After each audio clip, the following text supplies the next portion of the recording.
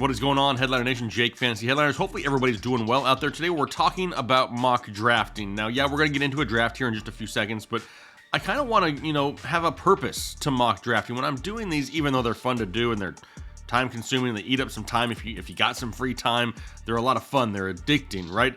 But let's do it with some purpose, and let's try to build the best roster we can. And the whole purpose of mock drafting is just to kind of see what works, right? So I have 5 things in this video that I'm going to try to follow on a normal mock draft basis, and I'll go ahead and put them up here on the screen for you. The first one's going to be team stacks. I like to stack members of the same team, but we get a lot of questions of how many people are too many people from the same team, and it really all depends, right? Especially if they're your starters. I don't want any more than 3 players from one team at any given moment in my starting lineup, but they have to be different positions. Like, I would be fine if I had and this is just an example, a CEH, a Tyreek Hill, and a Patrick Mahomes. That makes sense to me, right? I would be okay with a Justin Herbert, Keenan Allen, Austin Eckler stack. Now, most times when you're talking about stacks, you're talking about a quarterback and one of his receiving targets, which I don't hate whatsoever. But we want high-powered offenses, right? We're not trying to target guys on teams that struggle scoring points. We need those touchdown opportunities for that NFL team to happen on our fantasy teams, right? So really try to focus in on those high-powered offenses and find the value late. We're just talking about the Chiefs, and here's an example, right? Maybe you miss out, and you don't want to draft Tyreek Hill super early because you want to focus on your running backs. Well, maybe late in drafts, you snag a Mecole Hardman, right? Another portion of that offense that has the potential to score some big points at times this year. You get them at a better value. You have to look at position depth, right? I mean, am I really going to reach for somebody at a position that still has maybe 20 options left that I wouldn't mind having? No, it doesn't make any sense, and that's why we go running back heavy the way that we do early in drafts, because the wide receiver position is absolutely stacked. You really have to pay attention to position runs, and what I mean by that is watch the draft board. Watch what your league mates are doing. If you're starting to, dwindle your options at the quarterback position, say, and all of a sudden everybody and their mother starts drafting quarterbacks, you may want to readjust your draft plan and take one to make sure you get one of the guys that you want ahead of time. Pay attention to that draft board. There's a lot of things that are going on, and sometimes it can be a little hectic depending on how long the timer is for your draft as well. But do your best to pay attention to those, and that's kind of what we're going to focus on and try to do here in this episode. So let's go ahead and head into the draft, the mock draft lobby here. All right, so here we go. Got the draft queued up, 2021 season, half PPR, snake style, 12 teams. We're going to randomize the draft position here. We've got 1 quarterback, 2 running backs, 2 wide receivers, a tight end, 2 flex spots, 7 bench, 1 kicker, 1 defense. And I'm going to randomize this 3 times, and we will see what we get. There's 1. There is 2. Here is 3, the 7th pick. Now, I'm changing the rules because I think our last draft we did was the 7th pick. So let's just pick something different, right? I don't want to have repetitive people. All right, here we go. Number 9. Number 9 is what we'll use, and we'll go ahead and start our mock draft. Go ahead and let it simulate it through. Give me an opportunity to really talk to you guys here with no timer, which is the reason we're doing it this way, so we actually have time to talk. Let's see here. So going back to our things that we're looking for, right? Team stacks, right?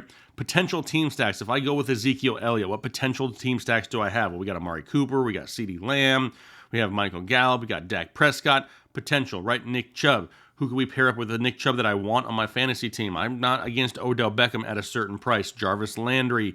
Maybe you don't go with Nick Chubb and you wait a few rounds and you go towards like a Kareem Hunt, because then all of a sudden you're looking at the later value of an offense that you want a piece of, right? As far as wide receivers go, complete honesty, I'm not taking a wide receiver in the first unless there's no top running backs available. When you talk about position depth, running back is going to run out so much quicker than we are at the wide receiver position that if you pass on running backs early, you're going to be in some trouble. So let's go ahead and just open it up to the running back tab here. You got Zeke, Chubb, Eckler, Akers, and Mixon. Now, honestly, nothing against Eckler, Akers, or Mixon, but it's going to be between Zeke and Nick Chubb. And as of right now, I am okay with both of them, to be completely honest. I don't think either one of them is a bad option. A lot of people want to hate on Zeke because of what happened last year, but I'm telling you, if you base Zeke's production in 2021, potential production here in 2021 off of just 2020, you're going to set yourself up for some failure because a lot of things played into that this past year for Ezekiel Elliott, right? He lost Dak Prescott. He lost his offensive line. That is an absolute problem. As of right now, I have Ezekiel Elliott one spot higher in my rankings than I do Nick Chubb. But if you've watched this show at all, can I really not pick my boy Nick Chubb? I think everybody and their mother expects me to pick Nick Chubb right here, and I'm going to do it. Like I said, nothing against Zeke, but sometimes you got to just draft your players, right? You got your guys. For me, Nick Chubb has been my guy since I saw him at the Combine. Like, that is my dude right there, and I want him on all my fantasy teams. That's just the way it is. I'm sure a lot of you out there have that same feeling about other players. So now as we start looking, we got potential team stacks to worry about, some high-powered offenses, position depth, right? We know tight end, we know it's not very deep, right? You got Kelsey, Kittle, and Waller sitting here. The best option, obviously Kelsey, high-powered offense, potential stack later with maybe a Mecole Hardman late, because you know you're not going to get Mahomes early, Tyreek Hill early if you passed on him. So that's going to make it difficult for him to stack with anybody else. Wide receiver, A.J. Brown. We stack him up with a Tannehill later. A Russ with Metcalf. Not super high on the Falcons stack this year. I think they eat into each other's production. Justin Jefferson, do we want Kirk Cousins to be our starter with all the great options? Probably not. Dalvin Cook, he's going to be gone. So nothing against Justin Jefferson, but if we're looking for potential stacks as we're drafting, this is what we kind of got to look at. Michael Thomas, Keenan Allen.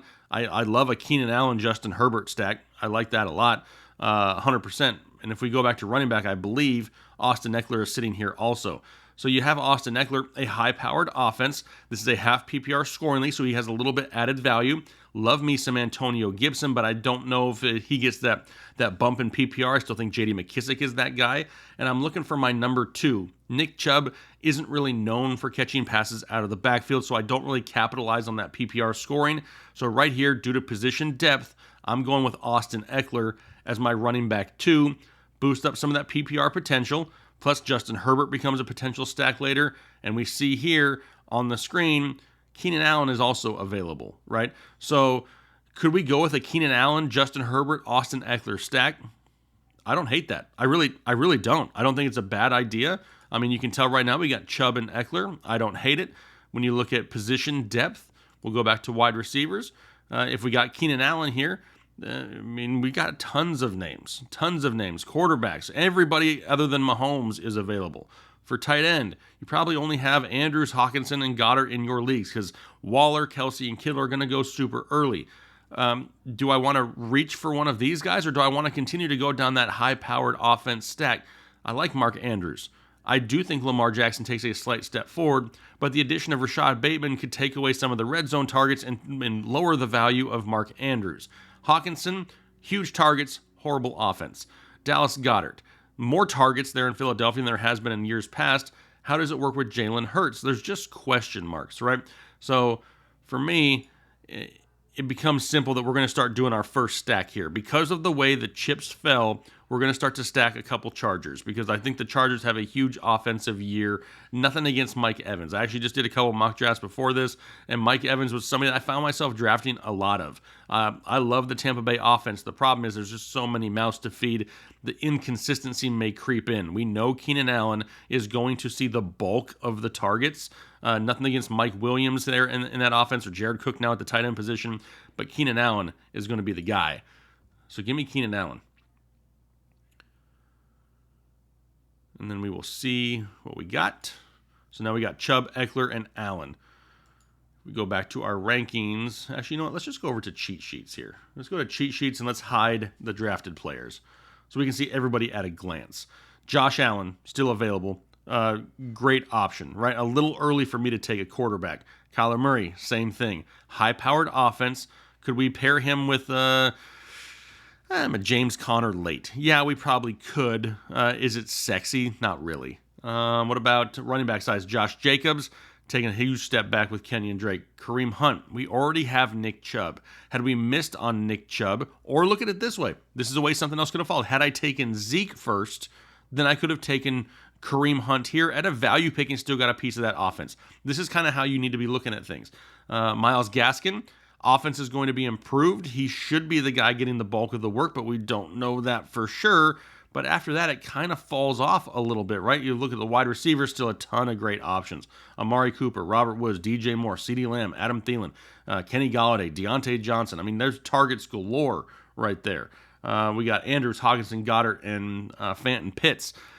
There's a ton of options out there everywhere except the running back position. And by taking this wide receiver in the third round, we left ourselves in this position because of it, right? Had we gone 3 straight running backs, we're not too worried because everybody else is just going to be our 4th option anyway.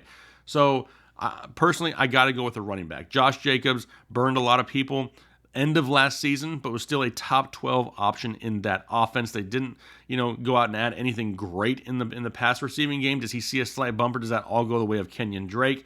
Kareem Hunt, I don't want to start him as a stack because they're at the same position, right? I mentioned that earlier. I don't care if they're on the same team. It's got to be different positions. So that leaves us Myles Gaskin, who's in line for huge volume.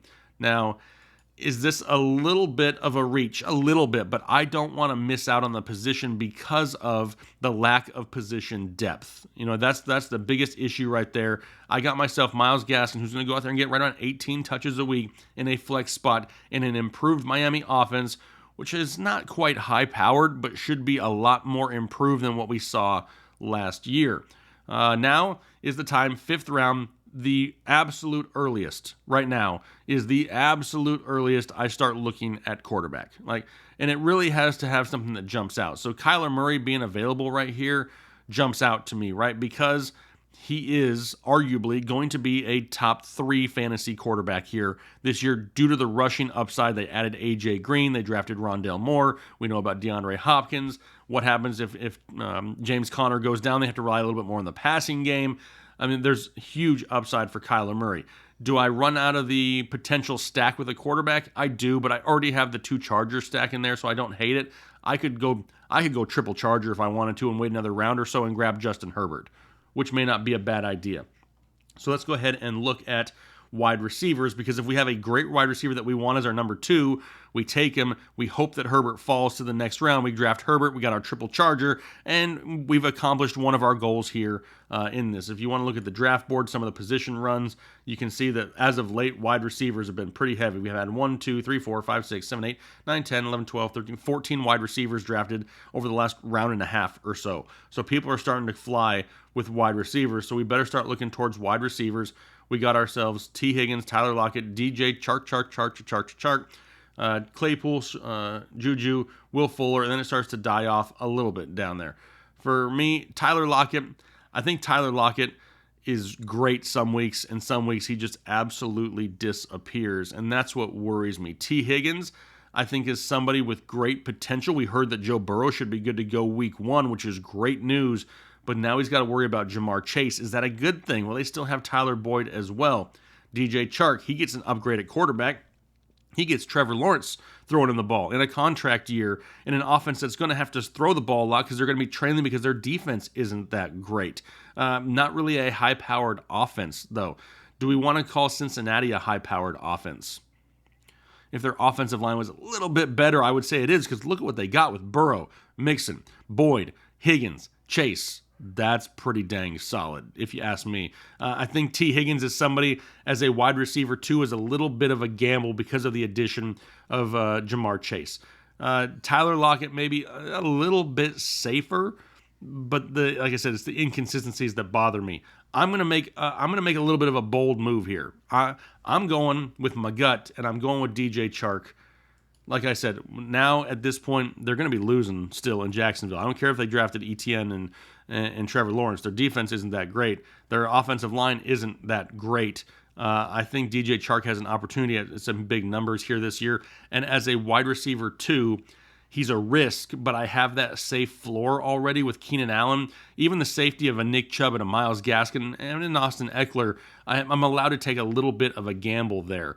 So now we look at it, and we see Lamar Jackson available there. I don't dislike Lamar. I think he has an improved year, but we still have our opportunity to go triple charger. We can still go triple charger and go Herbert, Keenan Allen and Austin Eckler, which is a stack that I do not hate whatsoever. Could see some big points, because think about that division. They're going to be able to they're going to have to put up points in their division every single week to really have a chance at winning. And Justin Herbert's going to be one of the main beneficiaries of that. The running back position, Melvin Gordon I liked a lot more before they drafted Javonte Williams. Travis Etienne, I don't want double jag. Okay, I'll go double certain teams, but I ain't going double jag. I can't do that.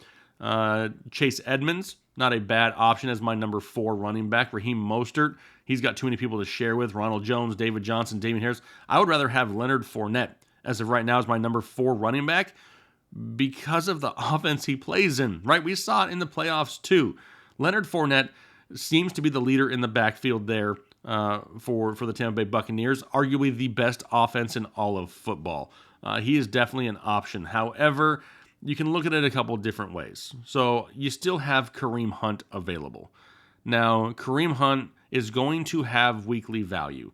And the issue with this is if I take Kareem Hunt right now, it's going to slot him in as my number 2 flex option. However, that doesn't mean you have to start him as your number 2 flex option. You have to look at matchups throughout the week, right? Kareem Hunt, still a great handcuff to my number 1 guy, Nick Chubb. He's a guy who still has weekly value and arguably going to be one of the best rushing football teams in all of the NFL with the Browns.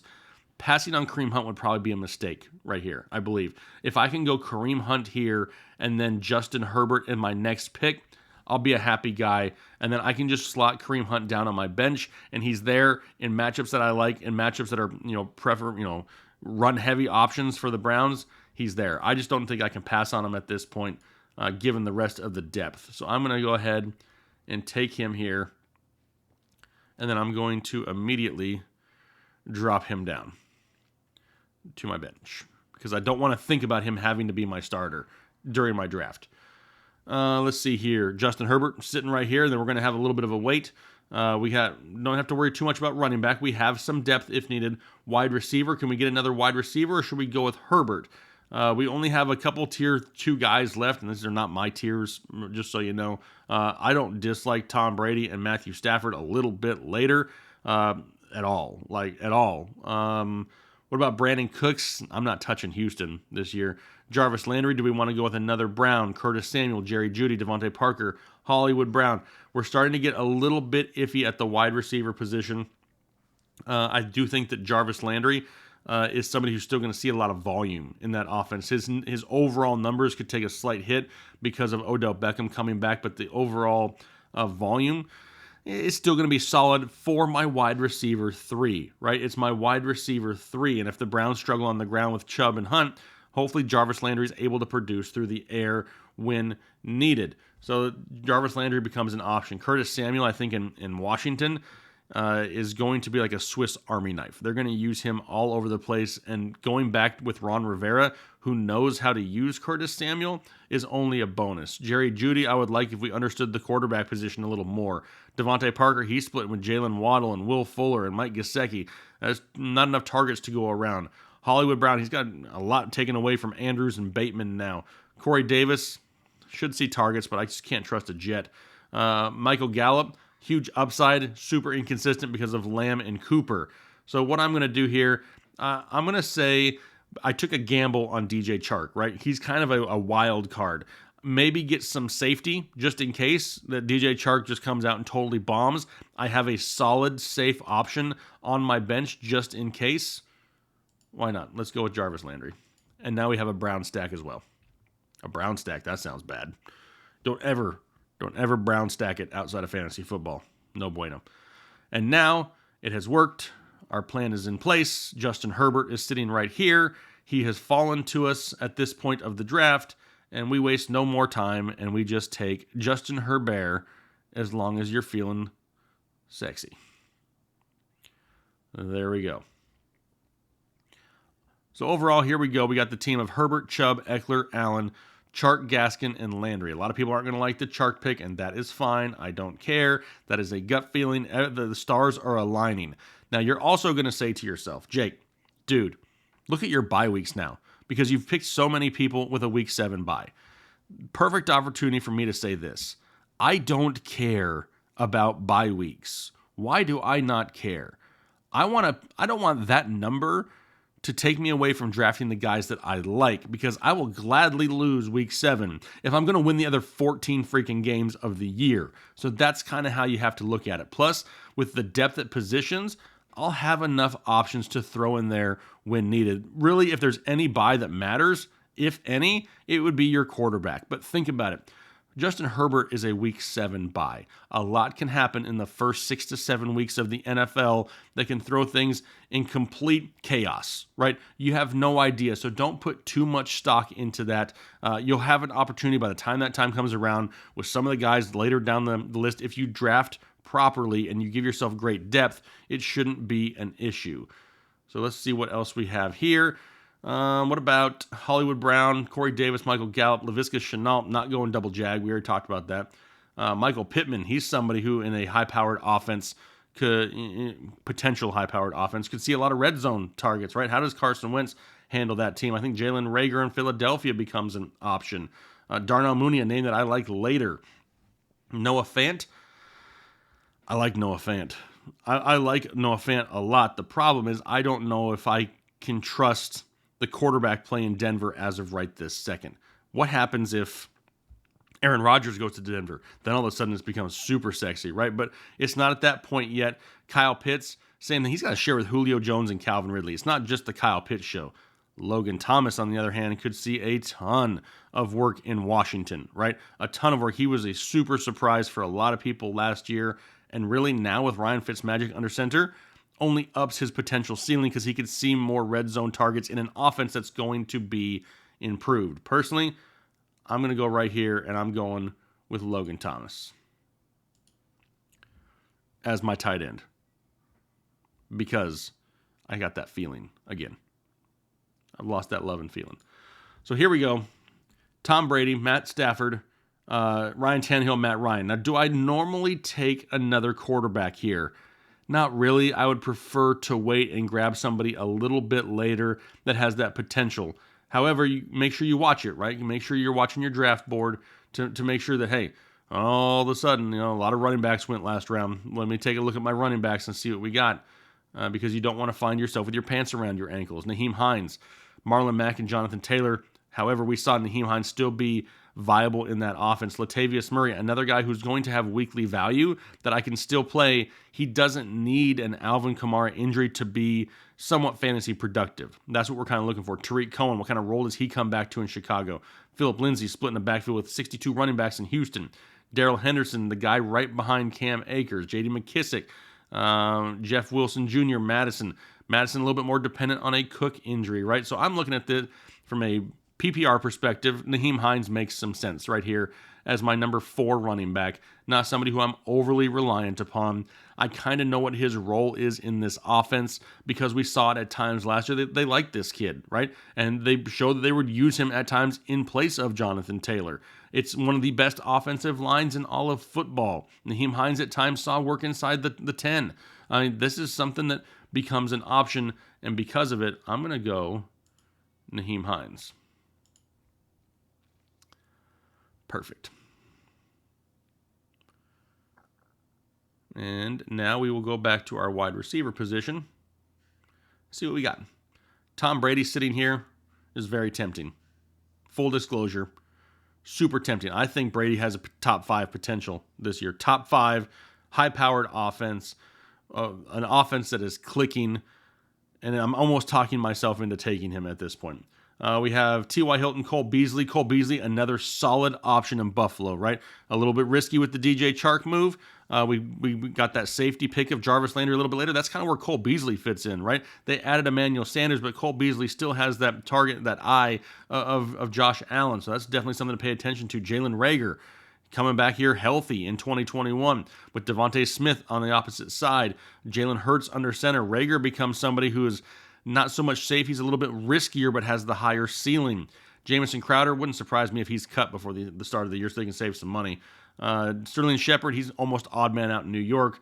Darnell Mooney, I like, but he's not going to be somebody that we can count on a weekly basis. John Brown could see some huge targets in Las Vegas with no Nelson Aguilar there, who's now here in New England. T.Y. Hilton, do we get to see a flashback of what T.Y. could be? What if T.Y. is the old T.Y. And now I don't have to rely on him because he's my number 4. I don't hate that whatsoever. Do I want to take a gamble on a potential wide receiver 4 when I still like some of these names here, or do I want to just be stupid and talk myself into drafting Tom Brady? I kind of want to be stupid and just talk myself into drafting Tom Brady, who does have a different bye week than Justin Herbert. Piss on it. Give me the GOAT. It even told me on the screen that was a steal of a pick. I just couldn't pass it up. And now, I mean, you can't go wrong. Herbert and Brady. Brady on my bench. I filled out the majority of my starters here, so it's not that big of an issue. It does hurt us when it comes to depth at running back and wide receiver, and even somewhat tight end. But there's a tight end later down this list, which I'm going to grab just in case. So wide receivers, Crowder, Shepard, and Mooney. Personally, I prefer John Brown over all of them because of the immediate target share in an offense that he could see. Tevin Coleman, Sony Michel, Gio Bernard, nah. Carlos Hyde, Benny Snell, Kenneth Gainwell, I don't dislike, but there's a ton of options there in Philadelphia. And then we kind of run really, really dry, right? So not a lot of options at the running back position that I'm overly excited about. We do have 4 guys, so it's not like I have to reach for one of these guys and just take somebody because they're sitting on the board. That's not the way it works. You want to make sure you have somebody that still can provide weekly value for you if needed. So at the wide receiver position, it's John Brown. At the tight end position, we have Mike Gesicki, Irv Smith. Do I want to gamble and go Irv Smith and then have to take a third tight end later just in case these guys don't pan out? We may want to, right? It doesn't hurt us. But for right now, because there's more options, I'm going to go ahead. I don't know. I just saw another name here. Mecole Hardman. No more Sammy Watkins in Kansas City. Mecole Hardman could have an increased role. High-powered offense, right? Looking for those high-powered offense and that late value. Couldn't get Tyreek Hill early. What if Tyreek Hill goes down this year? Mecole Hardman could see some huge targets in a high-powered offense and his late value. Let's just take Mecole Hardman right there. John Brown still sitting there. If I want to add some more wide receiver depth, I have that option, which I don't dislike whatsoever. And in fact, because he's still sitting there, I'm not taking another quarterback. Already got 2. None of these guys are on my radar as of right now for running back. Let's see, wide receiver, John Brown still sitting here, and that may be the choice as of right now because you got Mike Gesicki, a lot of targets to split. Evan Ingram can't hold on to the ball. Plus, they signed Kyle Rudolph and Kelvin Benjamin. Hunter Henry, he's splitting with Jonnu Smith. Gronk, I could pair up here at times with Tom Brady, but what about O.J. Howard, Cameron Brate, Austin Hooper? He's not seeing a whole lot in Cleveland. Jarwin, Kmet, Ertz. I mean, honestly, I like me some Gerald Everett a lot. Gerald Everett in Seattle makes so much sense. Not to mention, if he is picked, if somebody snipes him from you, Anthony Firkser is going to get a lot of the bulk of the volume that is vacated by Jonnu Smith in Tennessee. Plus, they didn't really add anybody else there outside of Josh Reynolds. Anthony Firkser is definitely a name to pay attention to. So I'm going to hold off, try to get Everett or Firkser late, and I'm going to go with another wide receiving option. We saw Nelson Aguilar have some big weeks in Las Vegas, right? There's no one else really there to catch passes not named Darren Waller at this point. So I don't dislike John Brown whatsoever. And now we get down to 2 bench spots left, our kicker and our defense. Now, I will not ever draft a kicker before the last round. I just won't. But I will a defense, because a defense can still win you games in fantasy football if you play with them. One of my most favoritist teams on the defensive side of the football is the Washington football team. That front 7 is absolutely crazy. Heck, I don't mind Tampa Bay either. We saw them absolutely dominant in the Super Bowl. That's another option. But depending on your league scoring, whether you get more points for sacks, interceptions, however it's scored, personally, I'm going to go with the football team here as my defense. Take them a little early because there's nobody that's on the board right now that's like overwhelming my favorite, who I need to absolutely take right now.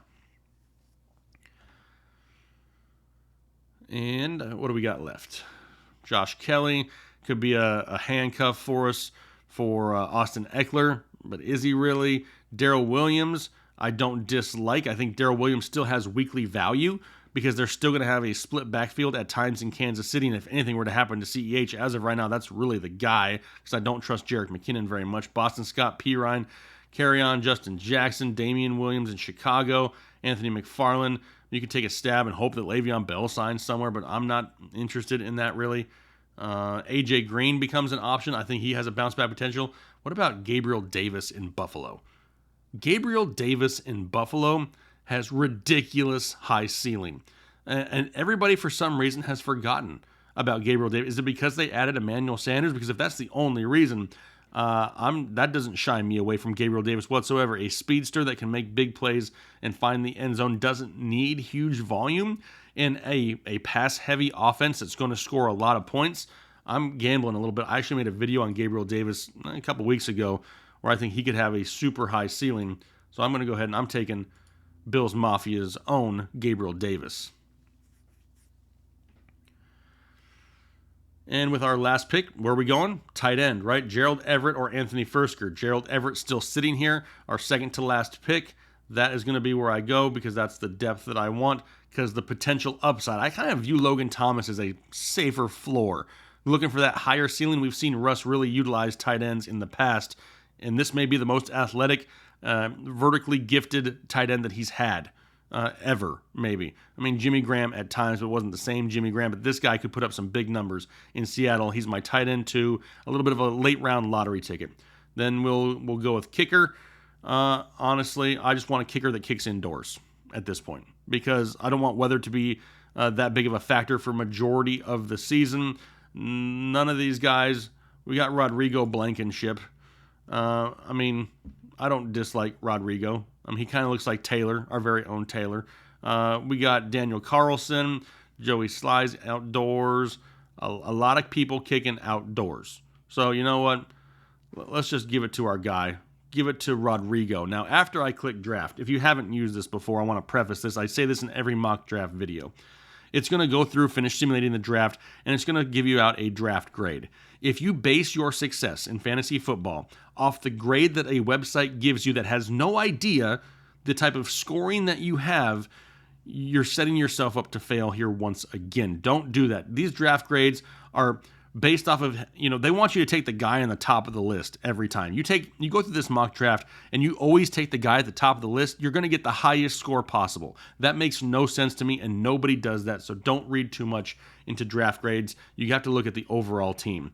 And they gave it a 79 out of 100 because I didn't pick their guys. But when you look at the overall squad, honestly, I don't hate it. Justin Herbert, Nick Chubb, Austin Eckler, Keenan Allen got that sexy Charger stack with DJ Chark, Logan Thomas, Myles Gaskin, Jarvis Landry, the Washington football team, Rodrigo Blankenship, and then on the bench, Kareem Hunt. He's somebody who I can use weekly, plus a great handcuff to Nick Chubb.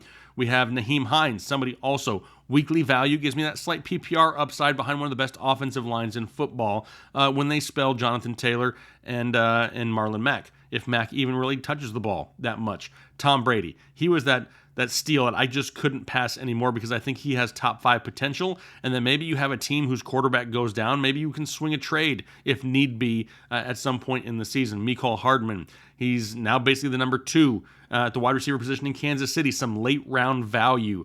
John Brown, another late round value. Some vacated targets there with Nelson Aguilar, who put up some big numbers certain weeks last year. Now John Brown slides into that role. Gabriel Davis, another big play, late round value on a high-powered offense.